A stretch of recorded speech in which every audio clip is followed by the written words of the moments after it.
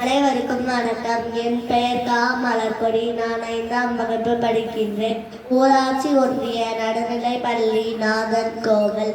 பசுமையும் பாரம்பரியமும்.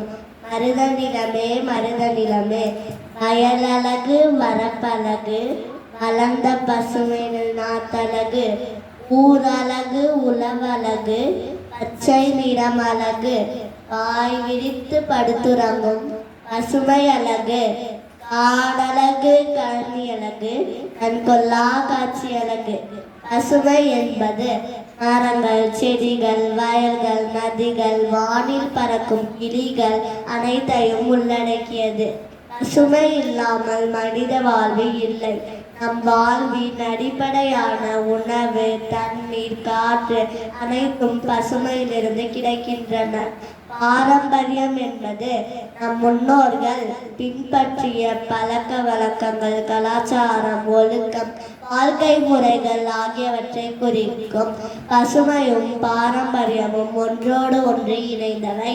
பசுமை இல்லாமல் பாரம்பரியம் இல்லை, பாரம்பரியம் இல்லாமல் பசுமையும் இல்லை. நம் முன்னோர்கள் இயற்கையை புனிதமாக கருதி பாதுகாத்து வந்தனர். விவசாயம், பாசனம், மரம் நடுவது நம் பாரம்பரியத்தின் ஒரு பகுதியாக இருந்தது. ஆனால் இன்று நம்முடைய நிலங்கள் காடுகளாக மாறிவிட்டன. நெல்லென்றில் உணவில்லை, உணவின்றில் உயிரில்லை, உயிரின்றில் உலகமே இல்லை. எல்லாம் நெல்லுக்குள் அடக்கம். மனிதன் முதல் புல் பூண்டு வரை இன்பமாக பசுமையாக வாழ நாம் விரும்புவது நம் தமிழ் பாரம்பரியம்.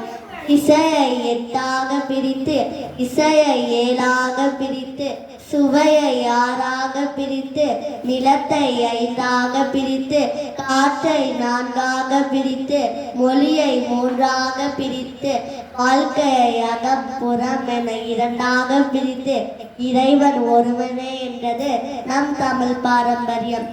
இழுவது எழுவதற்கு, தொழுவது தொடர்வதற்கு, படிப்பது விழிப்பதற்கு, வாயுண்டு சுவைப்பதற்கு, செவிகளோ இனிப்பதற்கு, செந்தமிழை கேட்பதற்கு, ஒன்றுபட்டால் ஒன்று வாழ்வு என்பது போல பசுமையும் பாரம்பரியமும் ஒன்றி வைத்து வளமான எதிர்காலத்தை உருவாக்குவோம். மண்ணின் வாசம் வீசும், கதிர்கள் தலைமுறை பேசும், உணவின் சுவை பாரம்பரியம் காக்கும், உழவனின் உழைப்பும் நெல்லின் வளமும் தலைமுறை தலைமுறையாக பாதுகாக்க வேண்டிய பாரம்பரியத்தின் அடையாளம்.